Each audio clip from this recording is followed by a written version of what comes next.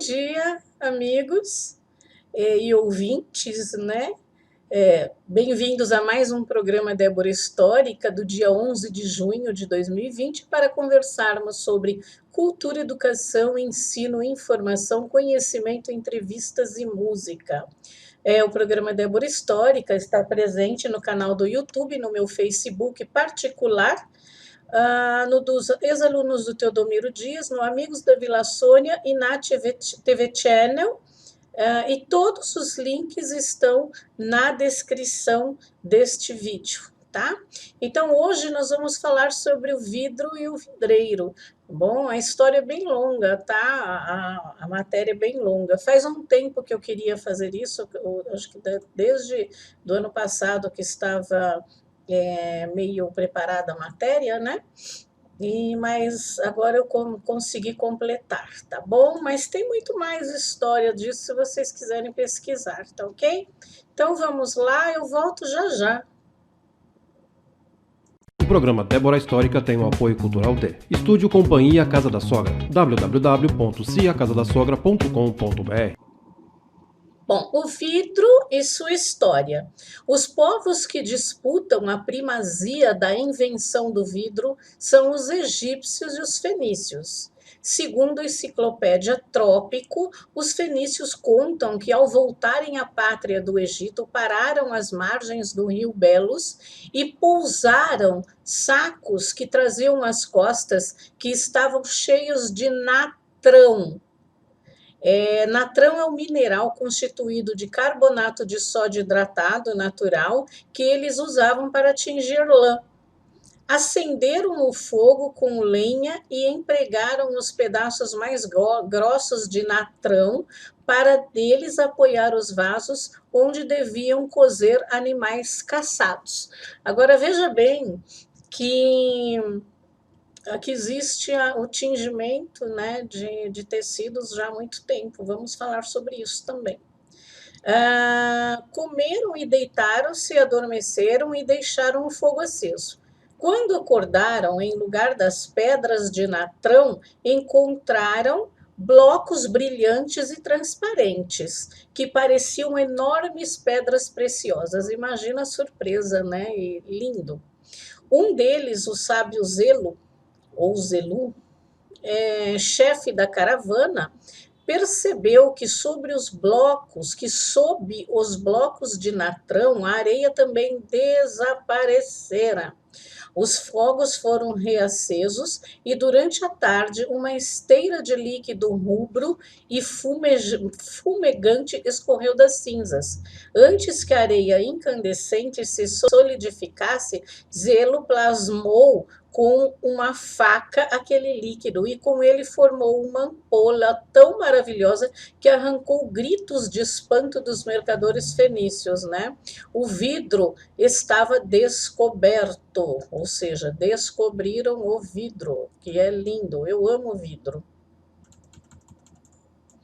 Esta é uma das versões um tanto lendária, mas notícias mais verossímeis relatam que o vidro surgiu pelo menos há 4.000 anos antes de Cristo, dedicando-se, acima de tudo, à produção de pequenos objetos artísticos e decorativos. Muitas vezes eram confundidos com belas pedras preciosas. Sua decomposição é de 4.000 anos. A cada 1.000 gramas de vidro leva-se 1.300 quilos de areia.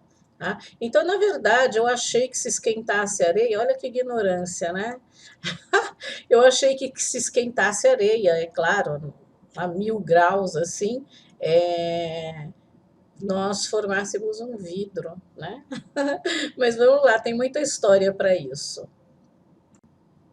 Em Portugal, foi no século XVIII que se estabeleceu em Portugal a indústria vidreira na Marinha Grande, e ainda hoje esta existe. Anteriormente, a notícia desde o século XV da existência de alguns produtores artesanais de vidro.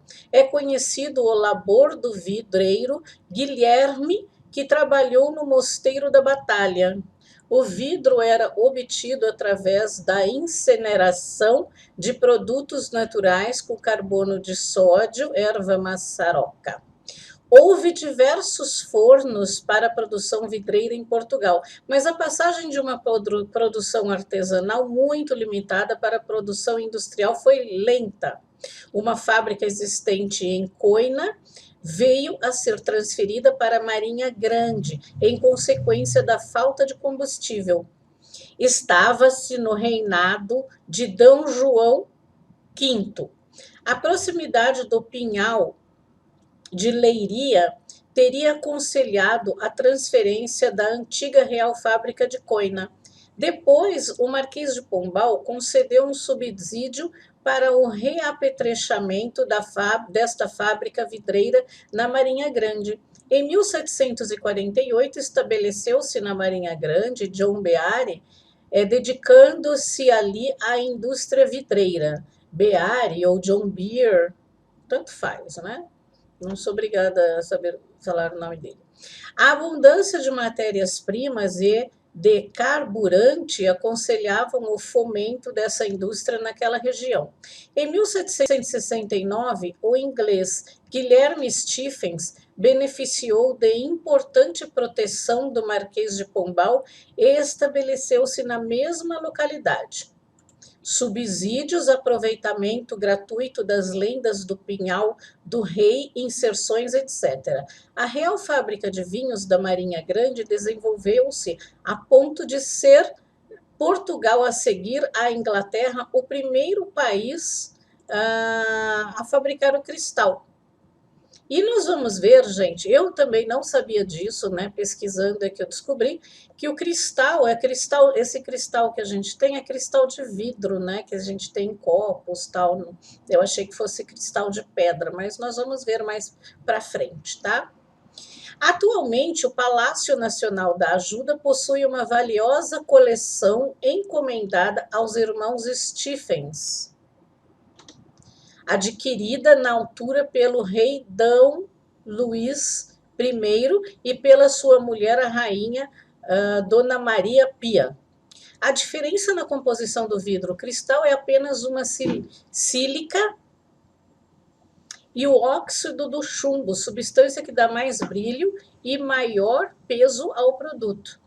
Antes de mais nada, é preciso evitar confusão entre o chamado vidro cristal, que eu acabei de falar, material utilizado para a fabricação de lustres, veja aí a figura, lustres de cristal são lindos, né? Taças, que estão nas figuras, e copos, né? Mais refinados. E o cristal propriamente dito, aquele tipo mineral, olha aí, né? Encontrado na natureza, que abrange tanto o diamante quanto o quartzo. O vidro cristal e o vidro comum têm uma estrutura molecular de desenho praticamente idêntico. A diferença está nos elementos químicos que compõem essa estrutura, afirma Oscar Peitil Filho, professor de Engenharia de Materiais da Universidade Federal de São Carlos. Também conhecido como vidro de cal soda ou soda cal, o vidro comum é feito de areia sílica, soda, óxido de sódio, cal, óxido de cálcio e óxido de alumínio. Já na composição do vidro cristal entram apenas a sílica e o óxido do chumbo, substância que dá mais brilho e mais peso ao produto, conforme eu falei acima. Tá? Eu tirei essa matéria da revista Super Interessante, publicada em 31 de julho de 2001 e atualizada em 31 de outubro de 2016 por Rodrigo de Almeida Coelho Macedo, via internet. Então, a internet é muito boa. Eu acho que se tivesse internet na época da escola, né, o Google, a gente faria trabalhos muito melhores, né? Que era difícil, então, procurar fazer os trabalhos no papel almaço, escrito à mão, nossa, muito trabalho, mas era muito gostoso, eu gostava, sempre gostei de pesquisar. O vidro também se enquadra perfeitamente na construção civil. Vejam aí as figuras que são lindas. Essa figura eu tirei do vidro fácil, né? A próxima figura eu tirei da Fórum da Construção E uma outra figura eu tirei da revista Vidro Impresso. E aqui, como eu estava falando, né, perfeitamente na construção civil, como elemento representativo de beleza, segurança e transparência. Existem notícias de descobertas de vidros nas necrópolis egípcias, levando a crer que o vidro já era material conhecido há pelo menos 4.000 anos antes da era cristã. Durante o Império Romano, a produção de vidro teve seu apogeu em Veneza, mas com os sucessivos, incêndios provocados pelos fornos, a atividade foi transferida para Murano. Dá uma olhada aí, essa figura, essa foto, né? É a ilha de Murano nos dias atuais, tá? E essa foto pertence a toindopraitalia.blogspot.com.br. O Murano é uma pequena ilha próxima dali, de onde os artesãos não saíam para que não fossem descobertos os segredos do processo da fabricação. Então, fica perto de Veneza, tá? Na França, o vidro já era fabricado desde a época dos romanos, porém a produção francesa só encontrou prosperidade e atingiu a perfeição ao longo do reinado do Luís XIV, entre os séculos XVII e XVIII, quando o rei reuniu alguns mestres vidreiros e montou a companhia Le Compagnie de Glaces, responsável pela produção dos vitrais do Palácio de Versailles. Essa figura aí, 36, essa foto do palácio, eu coloquei mais para vocês verem o lustre, né, de cristal de vidro, que coisa mais linda. Que passaria a se chamar Saint-Gobain, anos mais tarde, criando uma das empresas mais antigas do mundo. A modernidade, deixa eu pôr um ponto aqui, a modernidade para o vidro surgiu com a mecanização dos processos e a evolução,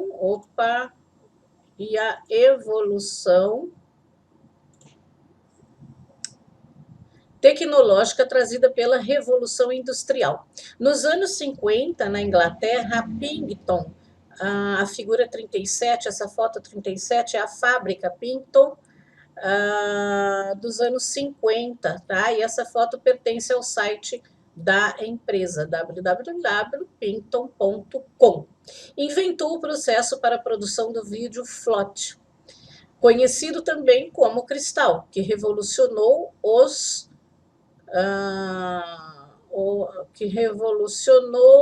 rumos tecnológicos da indústria vidreira.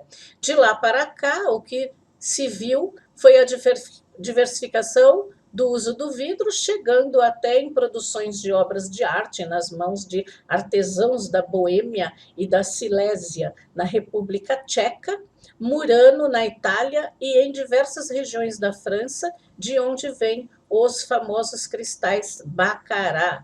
Dá uma olhadinha aí na foto, que é a imagem da Artrianon. Em Poços de Caldas, Minas Gerais, tem a Cristais Cadoro, que é uma empresa que produz peças em vidro artístico de acordo com as mesmas características técnicas usadas na ilha de Murano, em Veneza, Itália. Adivinha por quê, né? Porque o senhor Mário Seguso, nascido na ilha de Murano em 1929, descendente de uma das mais antigas e famosas famílias e mestres vidreiros estabelecidas desde 1292 em Murano e no Brasil desde 1954. Em 1964, Mário Seguso, o senhor Mário Seguso, gravava peças de cristal encontradas no mercado. Esse senhor Mário Seguso deve estar vivo ainda, porque, segundo as pesquisas que eu fiz, não tem nenhuma... tem a foto aí, né? E não tem nenhuma notícia da sua partida. Não era uma tarefa muito fácil encontrar tais peças com características ideais exigidas pelo trabalho do rigoroso artista. Melhor seria produzir seu próprio vidro em seu próprio forno. Assim como mais dois amigos, os irmãos Vitório e Almiro Ferro, também de uma família tradicional muranesa, decide abrir a própria fábrica, arrendando o único e precário forno desativado de Poços de Caldas, de propriedade de Aldo Bonora, que havia decidido não mais produzir vidro. Então, em fevereiro de 1965, é inaugurada a Cristais Cadoro. Mário Seguso convida seu cunhado Piero Toso a vir de Murano para juntar-se à sociedade. O nome Cadoro foi escolhido em homenagem ao palácio homônimo de Veneza, que em tradução livre significa Casa de Ouro. Então, tá aí, né, a fotografia da família Seguso. Essa fotografia ela é recente, tá? O vidro e o meio ambiente. O vidro é um material que não pode determinar o tempo de permanência no meio ambiente sem se degradar e também não é nocivo diretamente ao meio ambiente, por isso é um dos materiais mais recicláveis que existem no consumo humano.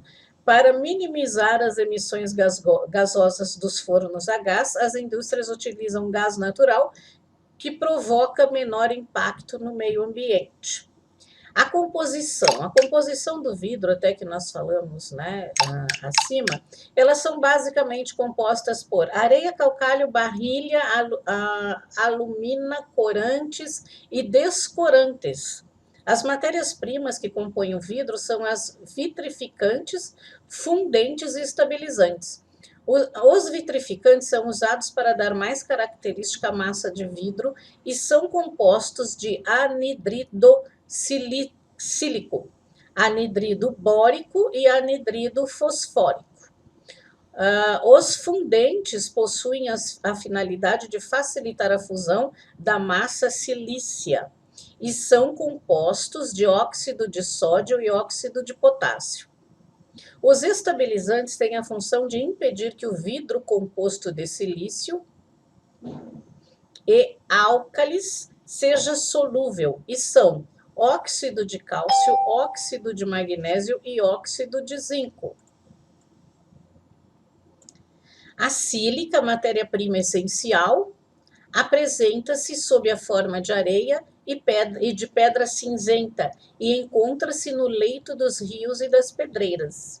O óxido de alumínio é um componente de quase todos os tipos de vidro. Certos componentes de medicamentos ou de soluções nutritivas podem incorporar o alumínio do vidro e causar intoxicação.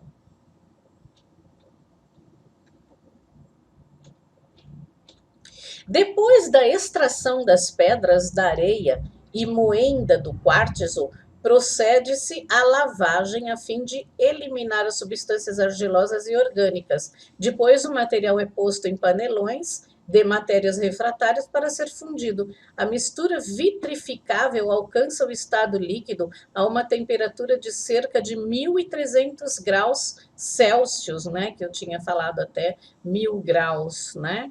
Mais ou menos. Então, é 1.300 graus. Eu acho que 1.000 graus é para derreter o ouro. E quando fundem as substâncias não solúveis, surgem à tona e são retiradas. Depois da afinação, a massa é deixada para o processo de repouso de assentamento até baixar a 800 graus Celsius para ser talhada. A fabricação é feita no interior de um forno, onde se encontram os panelões. Quando o material está quase fundido, o operário imerge um canudo de ferro e retira-o rapidamente após dar-lhe umas voltas, trazendo na sua extremidade uma bola de matérias incandescentes. Vocês podem ver, tem vídeos aí, tá? Eu tinha um vídeo e eu acho que eu perdi alguns arquivos do computador, então eu não tenho mais esse vídeo, mas tem, quem quiser procura na internet, tá?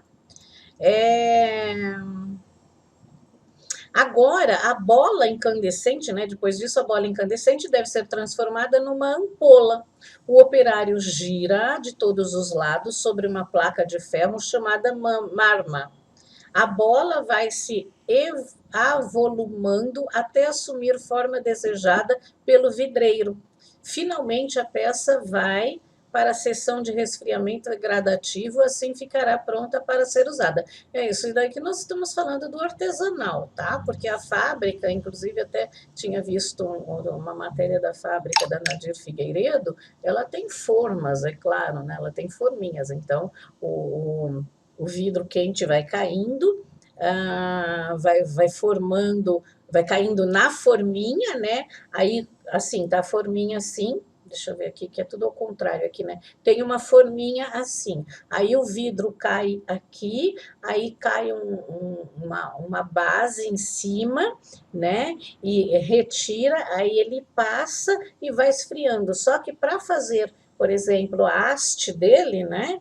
A haste dele, enquanto ele estiver ainda molinho o vidro, aí desce, faz a haste e o pezinho. É a coisa mais fofa. Procurem na internet para vocês verem que gracinha que é. Então vamos lá, os tipos de vidros, tá? Obsidiana é um tipo de vidro. Nós pensamos que fosse pedra, né? Mas é uma pedra vidro, tá? Tem aí a figura, tem 3 figuras aí para vocês verem, que a obsidiana é um vidro formado naturalmente. Tem vidros para embalagens, né, que são garrafas, potes, frascos e outros vasilhames fabricados com vidros comum, nas cores branca, âmbar e verde. Vidros para construção civil, que são vidros planos, planos lisos, vidros cristais, vidros impressos, vidros refletivos, vidros antirreflexos, né, que é para quadros também, vidros temperados, vidros laminados, vidros aramados, vidros coloridos, serigrafados, curvos, e espelhos fabricados a partir dos vidros comuns. E os vidros que eu acabei de falar, que são os vidros também que você coloca nos quadros. Vidros domésticos, né, que são tigelas, travessas, copos, pratos, panelas e produtos domésticos fabricados em diversos tipos de vidros. Fibras de vidro, mantas, tecidos, fios e outros produtos para aplicação de reforço ou de isolamento. Vidros técnicos, lâmpadas incandescentes ou fluorescentes, tubos de TV, vidros para laboratório, principalmente o vidro borosilicato, para ampolas, para garrafas térmicas, para oftálmicos e isoladores elétricos. Tem vidros temperados, aquecimento entre 700 e 750 graus Celsius através de um forno e resfriamento com choque térmico, normalmente a ar, causando aumento da resistência para a compactação das camadas superficiais. O aumento da resistência mecânica chega a 87%. O vidro, após o processo de têmpera, não poderá ser submetido à lapidação de suas bordas e recortes e furos. Então, quando você tem um vidro temperado em casa, que geralmente o vidro que a gente usa em box, né? Ele não pode ser cortado. Então, vamos lá. Vidro laminado, composto por lâminas plásticas e de vidro. Ele é utilizado em para-brisas de automóveis e clarabóias e vitrines. Vidros comuns decorados ou beneficiados são os vidros lapidados, bisotados, jateados, tonalizados, acidados, laqueados e pintados, utilizados na fabricação de tampos de mesa, prateleiras, aparadores, retrato, nas espessuras de 2 milímetros a 25 milímetros. Já se fabricam vidros planos de até 50 milímetros para fins especiais em construção civil. Vidro colorido. Para o vidro ficar colorido, é necessário a adição de alguns materiais antes da fundição, por exemplo, para ficar na cor vermelha candino e selênio. Já o bege é necessário ter uma mistura de enxofre, resina vegetal e grafite. Vitrocerâmica, obtido submetendo o vidro comum a temperaturas elevadas de 500 a 1000 graus Celsius, o que provoca sua cristalização.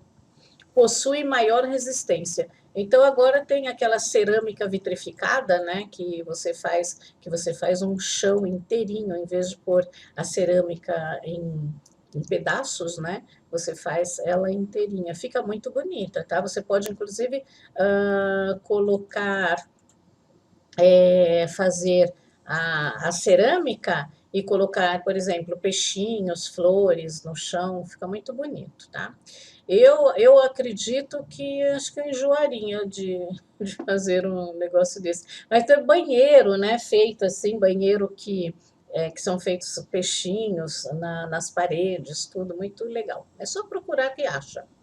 As principais características, né? Reciclabilidade, né? A transparência, né? Que ele é permeável à luz, a dureza, a não absorvência, que ele é impermeável a fluidos, ótimo isolante térmico, elétrico, baixa condutividade térmica, recursos abundantes na natureza, a sua durabilidade, né? As vantagens higiênico, né? Muito fácil de limpar, inerte, versátil, impermeável, difícil corrosão. As desvantagens, a fragilidade, né? O preço mais elevado, a não ser aqui, a fragilidade é em relação àqueles que não são feitos para serem fortes, como portas, né? Vidros, para janelas, né? Blindados, né? São vidros blindados, tá? Preço mais elevado, peso relativamente grande, maior condutibilidade térmica, dificuldade do fechamento hermético. Hoje em dia não mais, porque você pode fechar com algumas tampas de silicone. Dificuldade de manipulação. Eu não acho, só quando os vidros são muito pesados, não é? Reciclagem do vidro. É o processo pelo qual o vidro é reaproveitado para criar novos materiais. O processo se dá basicamente derretendo o vidro para sua reutilização. Dependendo da finalidade do seu uso, pode ser necessário separá-lo em cores diferentes. As cores principais são o incolor, o verde, o marrom ou âmbar, que é a mesma coisa. Gente, não vamos jogar vidro assim no lixo comum, não. Vamos fazer reciclagem, tá? O Pão de Açúcar e outros lugares aceitam reciclagem. Hoje não está, porque ainda nós estamos com aquele problema do Covid, né? Mas juntem, às vezes eu fico com um monte de garrafa aí só para esperar. A cada 15 dias, na verdade, eu vou no Pão de Açúcar para colocar todo o material reciclável. Mas agora, às vezes, eu tenho juntado muito vidro nos fundos da minha casa para poder não jogar fora, né? Eu tenho muito dó. Os componentes do vidro decorrente de lixo municipal, lixo doméstico e lixo comercial são geralmente garrafas, artigos de vidros quebrados, lâmpada incandescente, que tem que ser separada, tá? Potes de alimentos e outros tipos de materiais de vidro. A reciclagem de vidro implica um gasto de energia consideravelmente menor do que a sua manufatura através de areia, calcário e carbonato de sódio. O vidro pronto para ser novamente derretido é chamado de coulé. Nós temos também o vidro vulcânico. O vidro vulcânico é um vulcanito. Isto é uma rocha vulcânica, ou uma parte de uma rocha vulcânica que não apresenta estrutura cristalina, sendo antes constituída por um material amorfo, tecnicamente considerado um vidro. Este tipo de rochas resulta do muito rápido arrefecimento ou endurecimento de uma lava ou magma, solidificando sem que decorra o tempo suficiente para a cristalização pudesse ter lugar. Do ponto de vista da composição química, um vidro vulcânico não é um tipo separado de rocha, antes um tipo específico de trama, é um tipo específico de trama. O exemplo mais conhecido de vidro vulcânico é a obsidiana, que é linda, né? Vejam essa figura aí.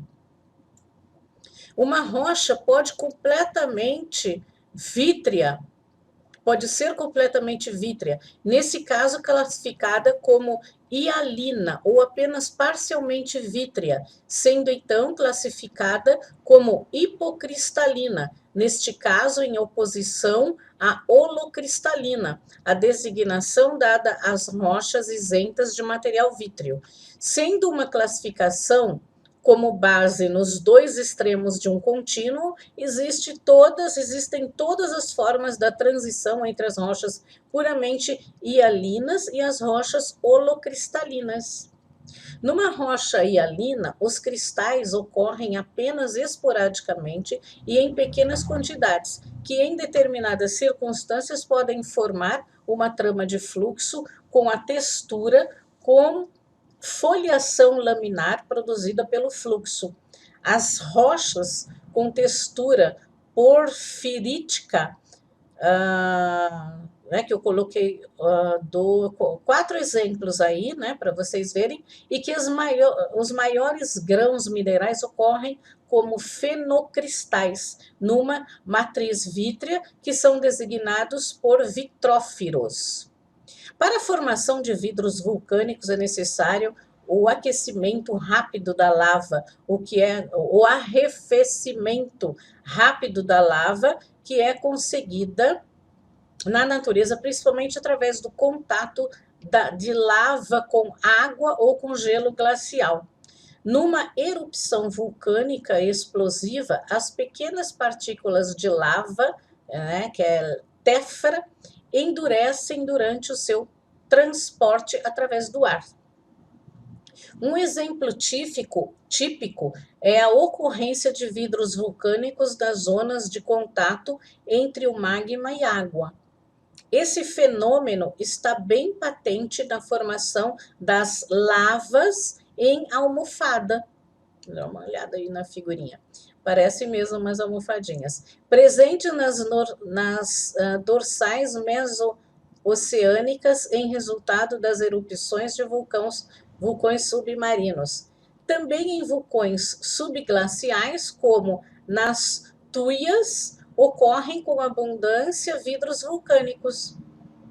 Na área de contato superficial, embora em pequena escala, os corpos intrusivos, diques ou soleiras, podem desenvolver uma zona de endurecimento vítreo devido ao rápido arrefecimento em contato com as rochas encaixantes frias, enquanto no interior arrefece mais lentamente, produzindo uma rocha mais ou menos cristalina.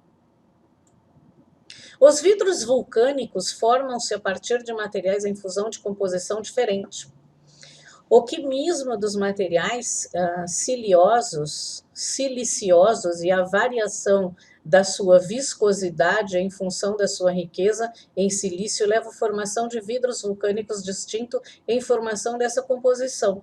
Quando as condições do rápido arrefecimento estiverem presentes, podem formar-se vidros vulcânicos a partir de qualquer material ígneo em fusão, sendo comuns os vidros vulcânicos como composição riolítica, traquilítica, andesilítica e fonolítica. Pela sua morfologia, alguns tipos de vidro vulcânico recebem nomes específicos. Cabelo de pele, que de Pelé, que é a figura que estamos aí, longas fibras de vidro vulcânico, usualmente de composição basáltica, lágrima de Apache, que é uma obsidiana nodular, lágrimas de pele, que tem essa figura que nós temos aí, é uma jaspe azul, lágrima pele de cobra, gotas de vidro vulcânico, que é uma lágrima de pele de cobra, geralmente basáltica em formas de lágrima.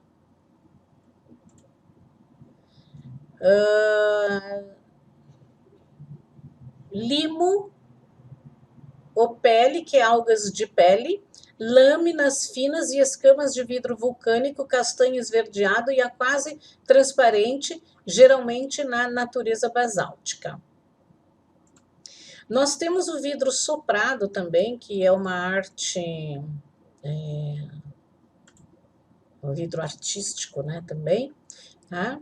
Que essa foto aí é de um assoprador de vidro Romeu Lefebvre, em Montreal, em 1942. O vidro soprado é uma técnica de moldar o vidro que envolve inflar o vidro fundido em uma bolha com o auxílio de uma cana, né, que é um tubo de sopro. Quem trabalha soprando vidro, frequentemente chamado de vidreiro, manipula o material com o uso de um maçarico menor com aqueles usados na produção de vidro na precisão para laboratórios a partir de vidros borosilicato. Tem um vídeo lindíssimo de